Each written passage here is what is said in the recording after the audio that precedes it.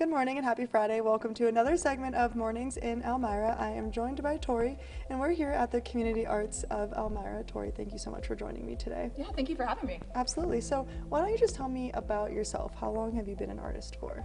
Yeah, so I've kind of been inclined towards art ever since I was a little kid. Stopped doing it for a long time, never really took it seriously until I had to drop out of college. It was kind of a last minute unexpected thing, and art just became my immediate plan B. It wasn't really smooth sailing at first. I didn't know what I was doing, but about a year and a half ago I finally quit my job. I went full-time doing art, and I've been up to this ever since. Awesome. So did you have anyone that inspired you growing up, or like what was your inspiration and what made you want to get into art?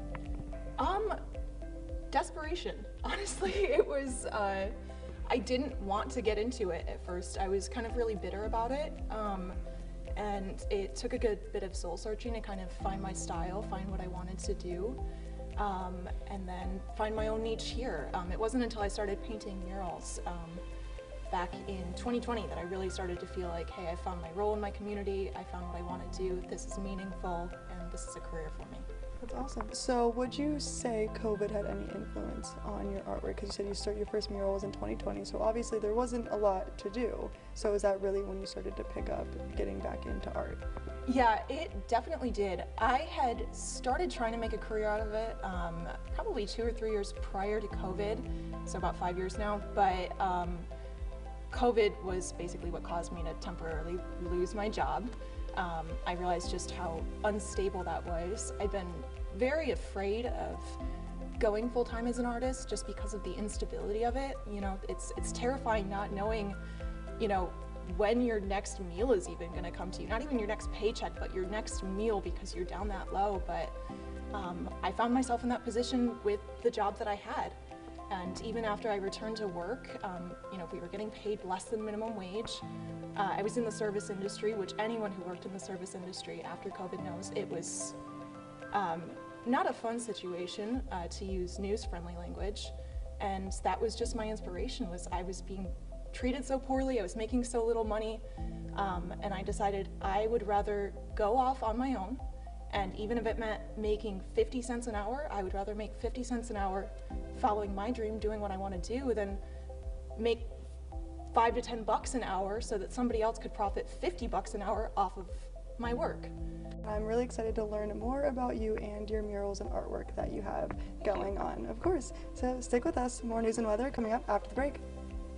Good morning and happy Friday. Welcome back to another segment of Mornings in Elmira. I am again joined by Tori, and we are at the Community Arts of Elmira. Tori, again, thank you so much for joining me today. Thank you. So why don't we start off just by telling me the artwork that we are standing in front of. You've been working on it over time. I'm teaching demos, so why don't you just explain to me the process and where you are now and what still needs added? Yeah, so this still needs a lot added. I'm on a time crunch as per usual, but when I started my show, so when it opened on June 3rd, this was a blank canvas, and most of my works have been completed in like my living room or basement corner, or basically tucked away from the public, and then have taken a couple of years to complete just because I never prioritized them. So most people are really just familiar with my mural work and seeing that process, so I wanted to really introduce people to the process that goes into my original works. So the day after the show opened, I started working on this. The demos have been about 2 hours long each, and I've worked on it in between. But I started with a blank canvas. I always work on wood just because I'm a messy human being, and paper leads to mistakes. So I started sketching it out, and it's taken form over the past couple months. This upcoming Saturday on the 20th, I have my final demo scheduled for it.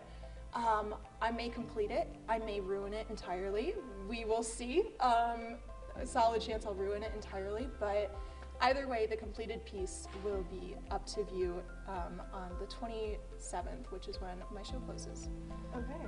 And so when you started teaching these demos, did you have an idea of what you wanted to put on the canvas, or was it kind of just an as you went? Oh yeah, good question. So whenever I start an art piece, I always have a very clear image of what I want to do already in my head. It normally just arrives that way, and then I try to recreate it. So for this one, I already had the expression that I wanted nailed down. I had the idea for it, and it worked out too because the final execution for it is definitely going to be more suited for a demo, that you can't see any of those elements yet.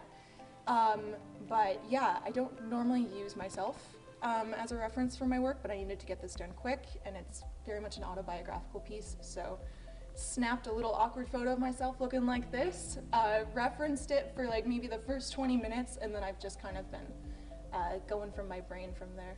No, it looks really good. I mean, you said your next one's coming up on the 20th. Yes. Correct? So what time is it at, and if people want to like know more about that, where can they find that information? So it's scheduled for noon to 2. We're going to be doing a live stream on Facebook, but it's going to be held here. So yeah, you can pop in. Open hours for the gallery are 11 to 1, Friday and Saturday, and then from noon to 2 is when we're going to be doing this demo. So the place will be open a little bit later, and we'll be starting inside, and then we'll be taking it outside for me to take the final steps to complete the piece. Okay, and you have something coming up for the Live After 5 tomorrow. So I'm going to be at Downtown Grind. Sarah has invited me over to do a live. It's not going to be a complete large-scale mural. It's going to be just kind of a small piece done in a mural style, and that's going to be part of another installation sometime next year involving other mural artists from the Elmira Corning area. Okay, well that's awesome. So I can't wait to learn more about your artwork and everything that's in this room. It's all very beautiful. More news and weather coming up after the break.